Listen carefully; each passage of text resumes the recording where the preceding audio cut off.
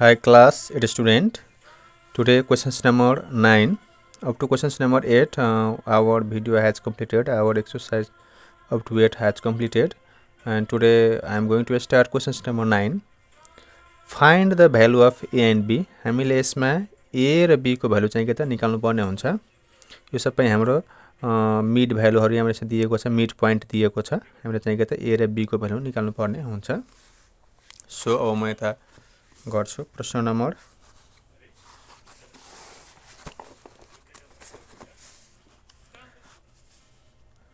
प्रश्न नम्बर 9. प्रश्न number 9 solution. प्रश्न नम्बर 9 सोल्युसन A 9 को A 9A सोल्युसन हामीले यहाँ लेट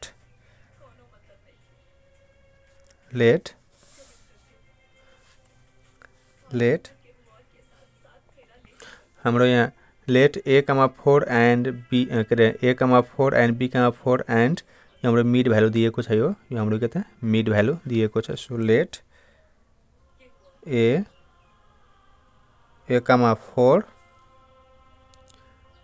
लेट अथवा हामीले यसो गरौँ लेट हाम्रो late P 3, 5 be the midpoint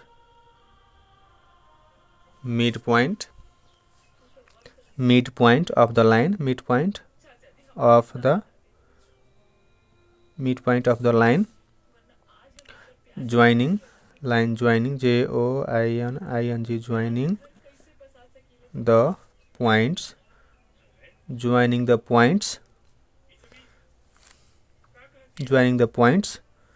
A 4 and B 6, B then using midpoint formula हाम्रो के त लेट P हाम्रो के त 3, 5 के हो त मिड पोइन्ट हो. अब त कुन त joining line point A and B को हाम्रो मिड पोइन्ट के हो त 3, 5. देन युजिङ डिस्टेन्स फर्मुला निकालो. अब x इक्वल टु हाम्रो के हुन्छ x1 प्लस x2 by 2 अर्को हाम्रो के त y equal to y1 plus y2 by 2 और हाम्रो अब x कति हो त x भनेको 3 र x1 हाम्रो यसमा x1 कति हो त a प्लस र x2 कति हो 6 यो हाम्रो है. अनि त्यस्तै हाम्रो 2 अनि y इक्वल टु कति छ त हाम्रो 5 अनि y1 यसमा कति छ त 4 प्लस y2 कति हो b by 2 और मल्टिप्लाई गर्नुस् 2 3 जा 6 यो a प्लस 6 और 5 2 जा 10 अनि हाम्रो 4 प्लस 6 और a इक्वल टु 6 minus 6 और हाम्रो b छ है. यो b equal to 10 minus 4 so therefore a equal to 0 र हाम्रो के त b equal to 6 so therefore a equal to 0 and b equal to 6 answer. यसरी चाहिँ हामीले गर्नुपर्ने हुन्छ. त्यस्तै हाम्रो प्रश्न नम्बर B सोल्युसन. प्रश्न नम्बर B सोल्युसन लेट अब फेरि हाम्रो यसमा मिड पोइन्ट कुन हो त यो हो late P 4, 6 be the midpoint of the joining joining midpoint of the joining point points point के छ हाम्रो A point A B, 2 and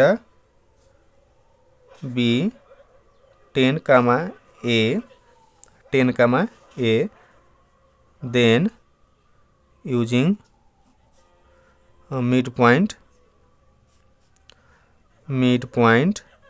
formula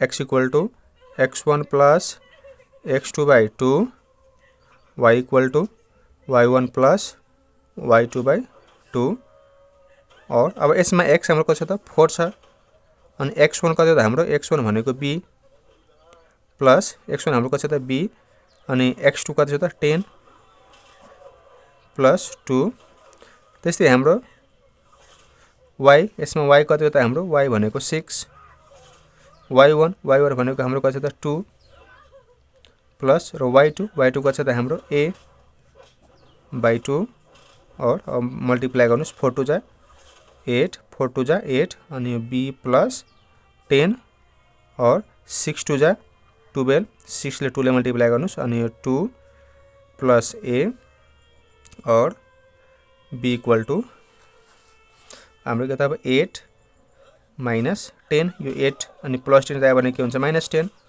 और हाम्रो a equal to 6 minus 2, so therefore b equal to कति हुन्छ त minus 2 र a equal to कति भयो त हाम्रो 4 इक्वल टू 4, सो देयरफोर लेखौँ हामीले a equal to 4 b equal to minus 2 answer. यसरी हामीले गर्नुपर्ने हुन्छ। सो अगेन हाम्रो क्वेशन्स नम्बर सी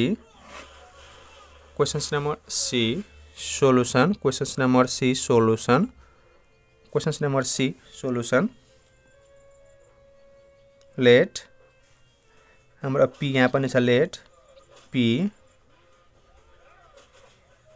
अब यसमा हाम्रो यो चाहिँ हाम्रो के दिएको छ त यो मिड पोइन्ट दिएको छ, यो हाम्रो यो मिड पोइन्ट हो, late b, 5,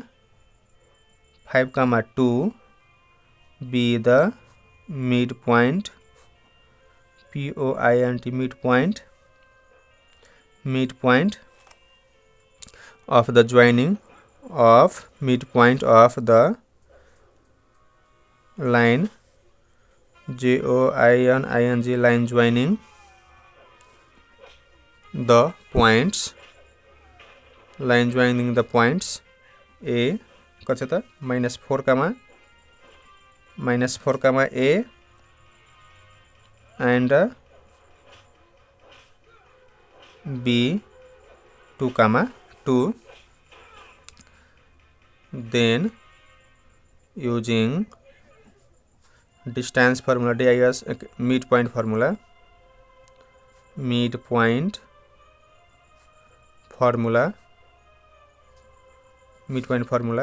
x equal to our formula हुन्छ x1 plus x2 by 2, y equal to y1 plus y2 by 2, x अब हाम्रो यसमा त x कति छ त हाम्रो अब यसमा x भनेको हाम्रो कति छ त b अनि x1 अनि हाम्रो यसमा x1 कति छ त -4 प्लस अनि x2 कति हो त 2 हो by 2 और हाम्रो y अब y कति छ त 5 by 2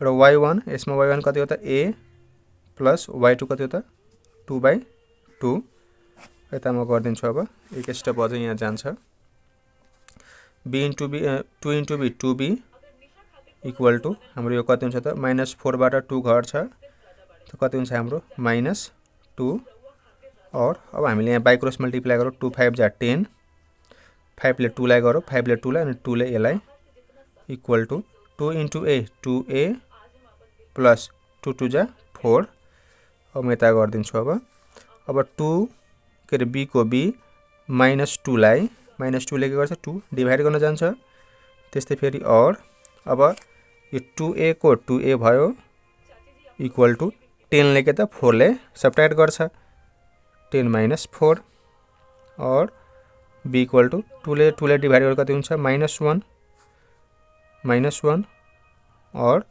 अब हाम्रो यो चाहिँ कति त a इक्वल टू कति हुन्छ यो 6 इक्वल टू 6 देयरफोर 2 को 2 लेखो है b इक्वल टू -1 अनि a equal to 6 divide by 2 so therefore b equal to -1 और a इक्वल टू 2 3 जा 6 सो देयरफोर हामी लेखौँ यहाँ a equal to 3 b equal to -1 answer यसरी हामीले गर्नुपर्ने हुन्छ। त्यस्तै हाम्रो प्रश्न नम्बर डी रहेको छ। अब प्रश्न नम्बर डी सोलुसन। प्रश्न number D solution. Let p 4, b be the midpoint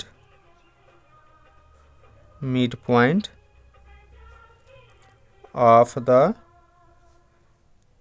line joining join joining line joining the points a 2, 2 and b a, -2 then using midpoint formula